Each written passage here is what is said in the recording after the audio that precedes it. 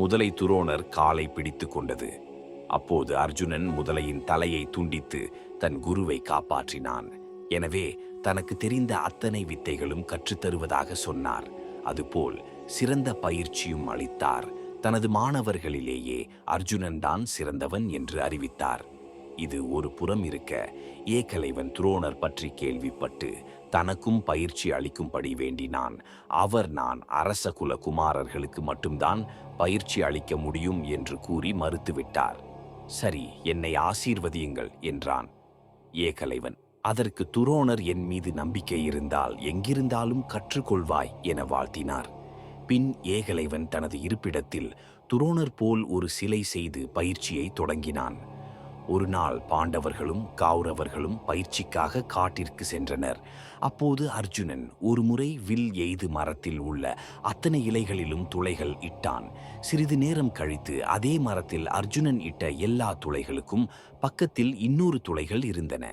இதை யார் செய்திருப்பார்கள் என அவர்களுக்கு ஆச்சரியமாக இருந்தது. அரசகுமாரர்களின் வேட்டை நாய் திடீரென குரைத்தது. பின் சத்தம் வரவில்லை.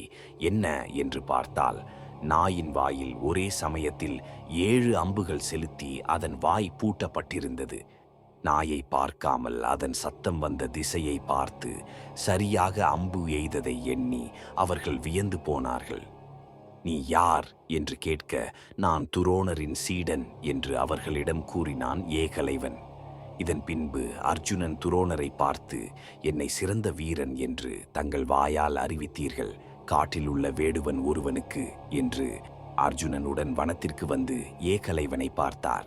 துரோணரை பார்த்ததும் அவர் காலில் விழுந்து வணங்கினான். மலர்களையும் பழங்களையும் வைத்து வணங்கினான். துரோணர் அவனை பார்த்து, நீ சிறந்த வில்லாளிதான், உன்னை என் சீடனாக ஏற்றுக்கொள்கிறேன் என்றார். ஏகலைவனுக்கு மகிழ்ச்சி தாங்கவில்லை. வேடுவ குலத்தை சேர்ந்த தன்னையும் சீடனாக ஏற்றுக்கொண்டாரே என மகிழ்ந்தான். துரோணர் ஏகலைவனிடம், நான் உன் குரு என்றால் எனக்கு என்ன குரு தட்சணை தருவாய் என்று கேட்டார். நீங்கள் என்ன கேட்டாலும் தருகிறேன் என்றான் அவன். உன் கட்டை விரல்தான் எனது குரு தட்சணை என்றார். ஏகலைவன் சிறிதும் யோசிக்காமல் தனது கட்டை விரலை அறுத்து கொடுத்தான். அவர்கள் முன்பே மறுகையால் பானம் போட்டு காண்பித்தான். ஆனாலும் அவனால் முன்போல் செயல்பட முடியவில்லை. துரோணர் தன் மாணவன் அர்ஜுனனை விட யாரும் மிஞ்சிவிடக்கூடாது என்று தான் இவ்வாறு நடந்து கொண்டார். அர்ஜுனனுக்கு எல்லாவற்றையும் விட பகவான் கிருஷ்ணர் துணை இருந்தார்.